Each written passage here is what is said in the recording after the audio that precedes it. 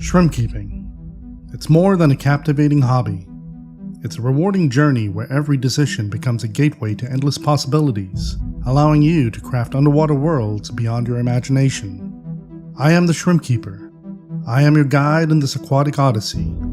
Follow me and ponder the question, what if? Our first aquarist, Akif Hafi, 8561 asks, what if male guppies were aggressive towards each other in a male-only tank? In a scenario where male guppies exhibit unusual aggression towards each other, it would mark a departure from their typical, peaceful demeanor. These fish are known for their playful nature and lively interactions like friendly chasing and playful activities, and so increased aggression might manifest if the tank was overcrowded or if they're asserting some sort of dominance over the entire group.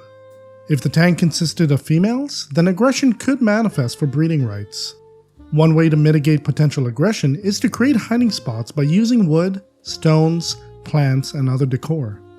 Our second aquarist, Just Your Average Fish Keeper asks, what if I had to decide the drops per second and duration for drip acclimation? The good thing is, you don't have to make that decision, as I'm going to share with you what I personally do, which you can feel free to adopt. For any new shrimp that I buy, I drip acclimate them for at least 3 hours. As far as drops per second go, I aim for 1 to 2 drops per second. Ever since I adopted this process, I stopped floating the bags for 20 to 30 minutes like we do for fish. I also noticed that the death rate in new shrimp dropped drastically as well, especially for the ones that were wild caught like Amano Shrimp and bamboo shrimp. Check out the video in the top right corner on what my drip acclimation process looks like. Our second aquarist, Just Your Average Fish Keeper, also asks, what if I tried to breed Neon Tetras in an Amano Shrimp breeder tank? Neon Tetras, from what I've seen, have a very specific breeding process, and I don't think it would be possible to breed them in an Amano Shrimp tank. If by some chance you are successful, your Amano Shrimp could eat some of those eggs. The fry that do hatch out of the remaining eggs would also then become prey to the other fish, including the Amanos. Our third aquarist, My Plecos Ate My Phone, asks, what if I tried to breed Honey Gouramis in a shrimp tank?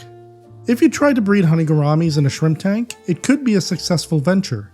In my 20-gallon long, I have a Honey Gourami pair, Sunny and Daisy, which managed to breed, and that's how I got Bob and Ross, which were from 2 successful breeding attempts. Keep in mind that these fish need lots of plants, especially floating plants, and very slow-flowing water, as the male will make a bubble nest. While he guards the eggs, he will show aggression by chasing anything that approaches him, but your shrimp for the most part should be just fine. Our fourth aquarist, Schlimp, asks, what if I placed a handful of White Cloud Mountain Minnows in a 5-gallon with shrimp? Would it be a disaster? First off, I would recommend placing White Cloud Mountain Minnows in a 10-gallon tank or larger, as they are active fish and require to be kept in groups of at least 6 or more. If you did place them in a 5-gallon with shrimp, like Neocaridina Shrimp, the population will eventually get decimated, as they would very easily prey on the babies or anything that can possibly fit in their mouth. As an alternative to White Cloud Mountain Minnows, you could look at Chili rasboras, as they are less active and a lot smaller. Our fifth aquarist, Nat Nguyen DS7FU, asks, what if I have more male shrimp than females? If your males outnumber your females, the females could potentially get stressed by the males during the breeding process. Breeding occurs right after a female molts. She will then hide and release pheromones, which makes the males frenzied, causing them to find and breed with her. If she's constantly being chased by males during this period, she could get stressed and potentially die. To avoid this issue, consider going with a ratio of 3 females for every 1 male. Our sixth aquarist, the Nelson Bros 722, asks, what if I have a Green Hydra breakout in my tank? Will they harm my adult shrimp? If you have Green Hydra or even just regular Hydra in your tank, they are considered to be a pest and also partially dangerous. Adult shrimp won't really be too bothered by them, as they may get the occasional sting and dart away. Baby shrimp, on the other hand, are much more vulnerable, as they are small enough to get really hurt by the Hydra stingers, as their shells are not hard enough yet to fully protect them. Once they're stung, the Hydra will pull the shrimp in towards their mouth and eat them. Hydras are immortal, as they don't age and are self-replicating. Green Hydra can be a little harder to get rid of than normal Hydra, as they have a special type of algae that grows inside them that provides them with the nutrients they require, and in turn, the the Hydra provides some protection for the algae. To control their population, you can siphon them out during a water change, introduce small fish to eat them, stop overfeeding powdered foods, instead use solid foods like snowflake pellets or algae wafers, but keep in mind that starving out Green Hydra will be hard since they create their own food. You can also use a product called No Planaria which will get rid of the entire breakout you are experiencing. I've left a link to the product in the description below. Our sixth aquarist, the Nelson Brez 722, also asks, what if shrimp could harm each other if they were to fight?